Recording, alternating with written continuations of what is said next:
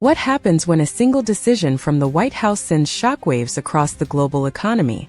This isn't just a headline, it's about your car, your house, your electricity bill.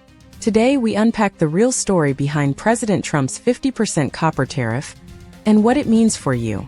On July 10th, former U.S. President Donald Trump signed a proclamation under Section 232, enforcing a massive 50% tariff on all imported copper. Set to take effect August 1st, the move is being called a national security measure. But markets, manufacturers, and even U.S. allies are reacting fast. Within minutes of the announcement, copper futures on the New York COMEX jumped 13% in a single session, breaking all-time records at $5.95 per pound. That's the sharpest daily rise in copper pricing history. Meanwhile, Canadian copper shipments, worth over $9.3 billion, are now caught in the crossfire.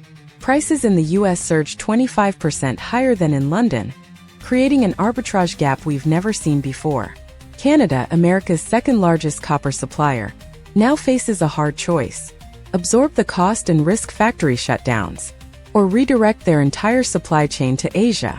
Prime Minister Mark Carney warns of retaliation and legal action, but behind closed doors, Canada is already cutting deals with South Korea and China. This is not just a government issue. Every electric vehicle contains nearly 80 kilograms of copper, 4 times more than a gas-powered car.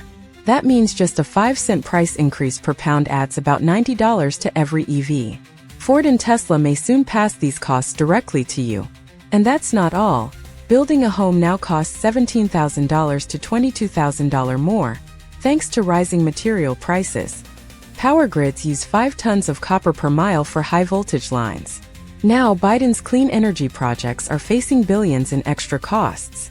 From electric cars to power plants, America's clean energy goals just got a lot more expensive. Canada isn't waiting. Major mining firms like Teck Resources are already rerouting shipments to South Korea and Japan. Storage warehouses in New Orleans report 40% more inbound copper, and Asia-bound exports from Canada are up 24.8%, while US-bound shipments have dropped. Ottawa is quietly rebuilding its trade map, away from Washington and toward Asia. If the tariff isn't rolled back by July 22nd, Canada plans to hit back with $125 billion worth of countermeasures, targeting U.S. goods from pharmaceuticals to electronics. Economists at J.P. Morgan warn that if copper stays above $12,000 per ton, the U.S. GDP could take a 0.5% hit this quarter alone. This isn't just about copper. It's about trade, inflation, and the invisible cost you're already paying. From rising car prices to higher home costs, a global shift is happening fast.